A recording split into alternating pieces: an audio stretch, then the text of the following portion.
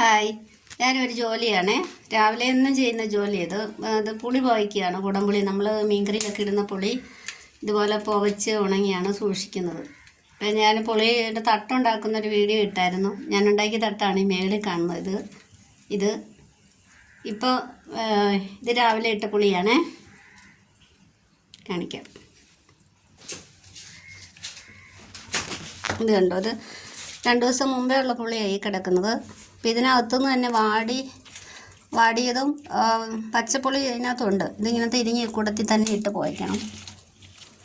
നല്ലൊരു ജോലിയാണ്. ഇപ്പോൾ എല്ലാവരും പുളിയുടെ വിലയൊക്കെ വിൽക്കുമ്പോൾ എന്നാ വിലയോ, ഇത്രയും വില ഉണ്ടോ എന്നൊക്കെ ചോദിക്കും. പക്ഷേ നമ്മൾ ആ മരത്തിൽ നിന്ന് പുളി പറിച്ച് എടുത്ത് അവിടെ മുതൽ അത് ഉടച്ച് പിന്നെ ഇതുപോലെ തട്ടയിലുണ്ടാക്കി, പിന്നെ നമുക്ക് ഉണ്ടാകുമ്പോഴേ വിറക് ഒക്കെ ശേഖരിച്ച് വയ്ക്കും. പുകയ്ക്കാനുള്ള വസ്തുക്കൾ ശേഖരിച്ച് വെക്കും. തൊണ്ടാണ് മെയിനായിട്ട് പുകയ്ക്കുന്നത്.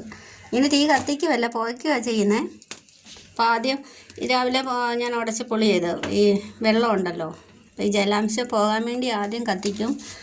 അത് കഴിഞ്ഞ് കുറച്ച് കഴിയുമ്പോൾ നമുക്ക് ഇതുപോലെ പുകച്ചാണ് അപ്പോൾ ഇങ്ങനെ കറുത്ത് വരും പുളി.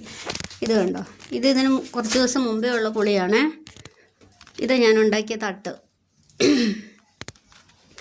അപ്പോൾ ചിലവർ പറയുന്ന പുളി ഉപ്പിലിട്ട് സൂക്ഷിക്കുമെന്ന് പറയുന്നു. ഉപ്പിലിട്ട് പുളി ഇങ്ങനെ സൂക്ഷിച്ച് വെച്ചാൽ അത് ഇപ്പം നമ്മൾ ഉണക്കമീനൊക്കെ ഉപ്പിലിട്ട് സൂക്ഷിക്കുന്ന പോലെ തന്നെ ആയിരിക്കില്ല. അത് അസുഖമുള്ളവർക്കൊക്കെ അത് ഉപയോഗിക്കാൻ പറ്റുമോ? പ്രഷർ പേഷ്യൻസിനും ഹാർട്ട് പേഷ്യൻസിനൊക്കെ അത് പറ്റുമോ എന്ന് തോന്നുന്നില്ല. മാക്സിമം പുളിയുള്ളവർ ഇങ്ങനെ തന്നെ ഉണങ്ങി സൂക്ഷിക്കാൻ നോക്കുക.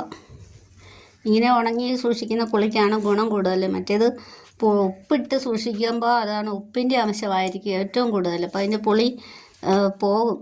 പിന്നെ ഉപ്പായിരിക്കും അധികമായിട്ട് നിൽക്കുന്നത്.